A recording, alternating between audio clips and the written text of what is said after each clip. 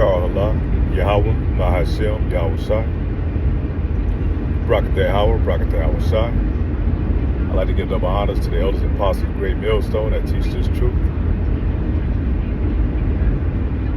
Do a in-transit, in-the-field report. I was laying in bed the other day when I was laying in bed, and I had this this thought, I was thinking about how it was going to be like, when we go into the kingdom, and the Bible it tells you that's when we're going to finally be able to get our rest. Because right now in this society, we're pretty much in bondage, man. We're not free. I don't care if you feel that you're making it, you're doing okay in the society, you got enough to pay your bills or whatever, but you're still not free. Because you always have to worry about your money. This society is so corrupted and fucked up right now. You worry about somebody tapping into your accounts, or somebody getting a hold of your credit cards or your social security number and things of that nature that can really jam you up, And this man, anytime he wants, he can come take anything that you have. And these laws are getting more draconian as we go day by day. You're losing more and more of what little bit of freedoms that you think you do have, But I was just thinking, being in the kingdom, we're not going to have to worry about any of those things. We're not going to have to worry about, watching our account, make sure the bills are paid on time, interest rates, all that dumb shit, man. Is the price of gas going up? The price of food is going up. You don't have to worry about shit like that. Worry about, your car breaking down. You have enough money to get your car fixed. Your tires need rotated. You have to change the oil. Did you change the oil? Did they cancel your warranty because you didn't do this? All this dumb shit that's in this man kingdom, man. It's nothing but confusion. It creates chaos, and it's discomforting. I don't see why in the hell any Jake would want to see this type of system continue. Because the system, first of all, it doesn't benefit you, man. It doesn't benefit any of you so-called Black, Hispanic, Native Americans. Not as long as this man is in rulership, you're always never going to have no rest. The only rest that we find, that's those of us in this truth, is through these scriptures, man, through this gospel. That's what comforts us in these times that we're in, because we know what's yet to come. So we don't worry about shit on this side right now. And besides, Lord said, you come in this truth, He's gonna look after you anyhow, if He called you. Now, if you're one of the ones He's called, you ain't got shit to worry about. It might not be in excess of what you want, but it's gonna be what you need, man. So we just have to maintain, and pray that we're able to endure and get the hell up out of here, man. Just think about when we go to the kingdom, man, how women are going to be in order.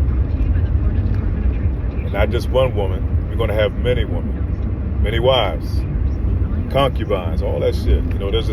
That's just going to be part of the perks, because we're going to have to rebuild the kingdom. And our women can't see it on this side, but they're going to see it when they come back into the kingdom. They're going to understand it then. Our wives having handmaids working up under them, man. She's going to be able to run those different homes that we're going to have. Those different, going to be like castles, man, that we're going to have. She's going to have to maintain them, man, with our kids.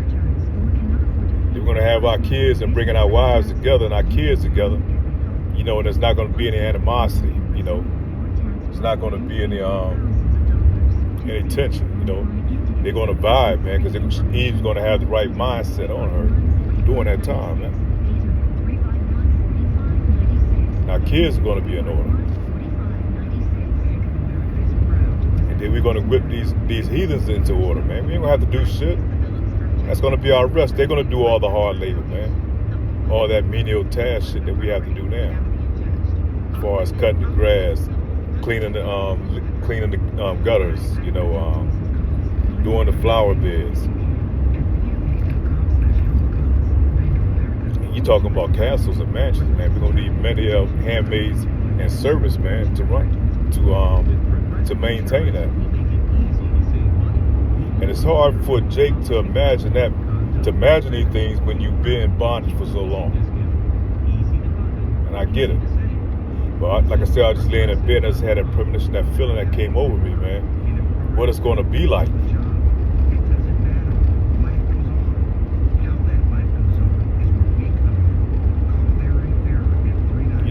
Us being in this servitude for so long, man, Jake can't even imagine.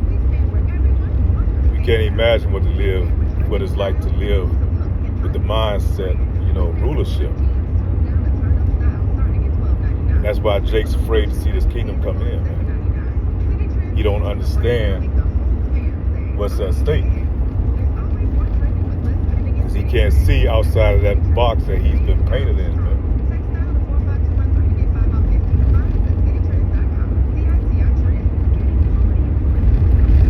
That's why those of us in this truth, man, we love not our lives until death, man. We want to see this shit over with so we come back into the kingdom. And that means, losing your life for this truth. To see Yahweh Ba'Shem, Yahweh Shah come back in rulership, and so be it, man. This ain't fucking living. It's not living here.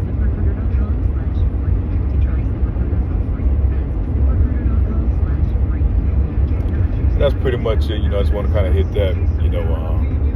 Like I said, it was just something that came over me, man, through the spirit of what it's going to be like, when we come into our rulership, man, come into our kingdom. We're going to have generations and generations of our kids, man. We're going to be able to see them all mature together and grow up in our different families, man.